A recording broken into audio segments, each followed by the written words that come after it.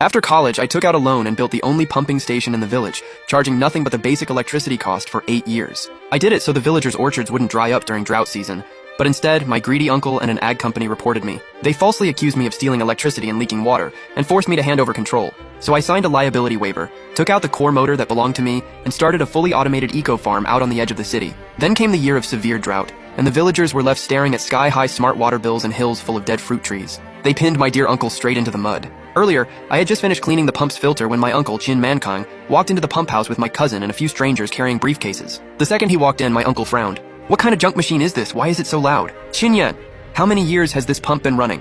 It's ridiculously inefficient. The water flow is weaker than a kid taking a leak. Are you doing this on purpose, holding everybody's water back?" Auntie Wang had just walked over with 2 empty buckets. The second she heard that, she set down her shoulder pole. "Our village sits high up.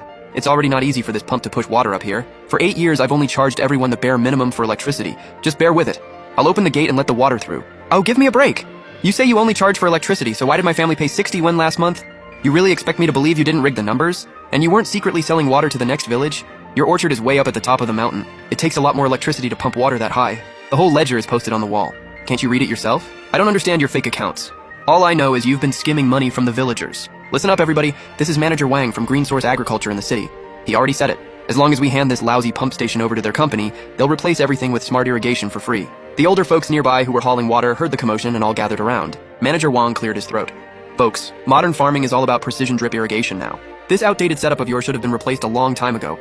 Hand it over to us. We'll upgrade everything for free, and you'll be able to water your fields right from your phone." Auntie Wang, who had been smiling at me just a moment ago, looked away the second she heard the words free upgrade. The other villagers started whispering too. "A free upgrade? That sounds amazing." "Yeah, Chin Yan, this pump really is too old. Sometimes the power even cuts out. Mankang has seen the world out there. He's got to be doing this for the good of the whole village. He wouldn't screw us over." I looked at those familiar faces.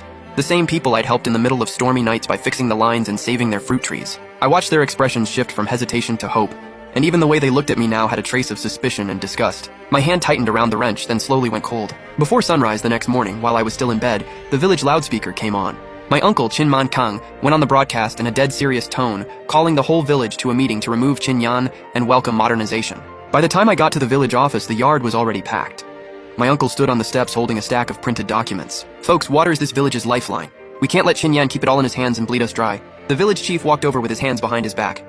"Chin Yan, well, you've seen what everyone wants. We're talking about modernizing agriculture now. You need to look at the bigger picture. And your uncle said that if you don't hand over the keys, Green Source won't dare come in because they're worried you'll sabotage things from the inside. Village chief, for the last 8 years, whenever the equipment broke, I paid for the parts myself. Whenever a pipe leaked, I jumped into freezing water in the dead of winter to fix it. I never took a single penny in village subsidies. And now you're kicking me out? Hey, times have changed. They've got big company tech. Why are you still trying to do everything yourself? It's fine now. Don't be so stubborn." I looked around at the hundreds of people in the yard. Not one person stepped forward to say a word for me.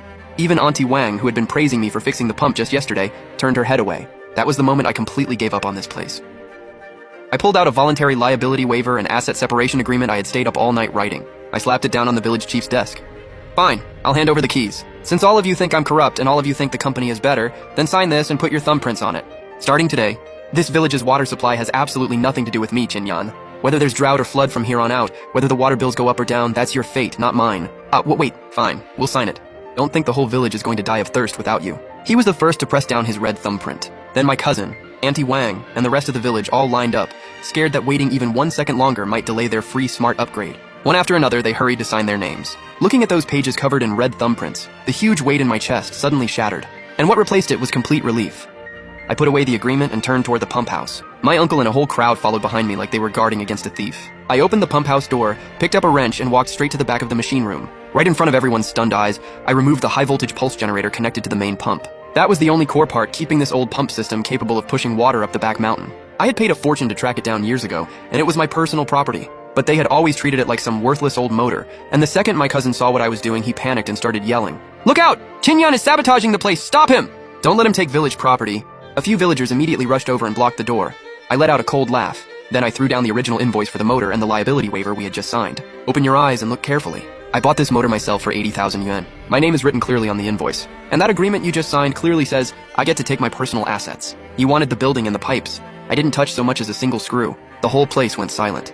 My uncle's face turned dark, but with the black and white paperwork right in front of him, he couldn't squeeze out a single word. By the time I got that old grease-covered motor off the base in the pump house, I was already drenched in sweat. The outside of the motor was banged up and the paint was peeling badly, but anyone who knew machines could tell. This was an early industrial-grade high-horsepower motor with pure copper coils. Back then, to push water from the ravine all the way up to the village's highest orchard, I went through used equipment markets in 3 different cities and spent a full 80,000 yen to haul it back. In all 8 of these years, no matter how unstable the voltage got or how long the pumping lasted, this old workhorse never failed me once. The motor weighed well over 200 pounds. I couldn't lift it by myself, so I had to slide it into the bed of my pickup over a wooden plank. The rough hemp rope dug into my palms and sweat ran into my eyes and stung like hell. Without thinking, I looked up toward the door. Outside the pump house, more than dozens of villagers had gathered in the open area. Auntie Wang, Uncle Wang, and all those familiar faces whose irrigation pipes I'd repaired in the middle of the night in the rain. They all stood there under the shade of that old locust tree. Not one of them stepped forward to help me. They didn't even offer a polite word to stop me. Every last one of them covered their noses, like they were afraid the smell of grease on me might rub off on them. Their eyes were full of open disgust and suspicion. Right then, my cousin Chinlei was holding up his phone and filming me non-stop. Huh? Chinyan, take it easy moving that thing. Don't throw your back out over that piece of scrap. Everybody take a look. This is the old water tyrant our village used to have. He fooled us for 8 years with some beat-up industrial motor, and the whole thing reeks of nasty machine oil. How could water pumped by a machine like that possibly be good for our fruit trees? No wonder our fruit hasn't sold for a good price these past few years. This is the root of it all. Exactly. Manchang is right. That water's probably full of heavy metals. They should have replaced it a long time ago. I hated how loud that junk was anyway. It was so noisy I couldn't even nap at noon. Hurry up and haul it away, just looking at it is annoying. My uncle Chin Man Kang came striding out of the crowd with his hands behind his back, like a general who had just won a major battle. He had deliberately put on a brand new shirt today, and his pocket was bulging. You could vaguely make out a few packs of expensive cigarettes inside. Those had just been slipped to him by the people from Green Source Agriculture as a little reward for promotion. That's enough, Lei. Stop filming. Tell him to pack up and get lost already. Chinyan, it's not that I'm trying to lecture you as your uncle. You're just too hard-headed. You can't keep up with the times. Tomorrow, Green Source Agriculture is bringing in top-of-the-line smart equipment from the city. The pump body is all stainless steel, with multi-layer deep filtration. From now on, not only will the water be cleaner and more nutritious than what your broken machine pumped out, it'll all be managed by a major company. Even the water bill will be half the price of your so-called cost rate. Folks, from now on, our village will be using water up to the same purity standard city people drink. Nobody will have to stay up half the night guarding the switch anymore. Just tap your phone and the fields water themselves. You know what that's called? That's the agricultural Internet of Things. Our village is about to get rich. The villagers listened to my uncle paint that picture, and every one of them was grinning from ear to ear. It was like they could already see it. Fruit trees in the fall loaded down with gold.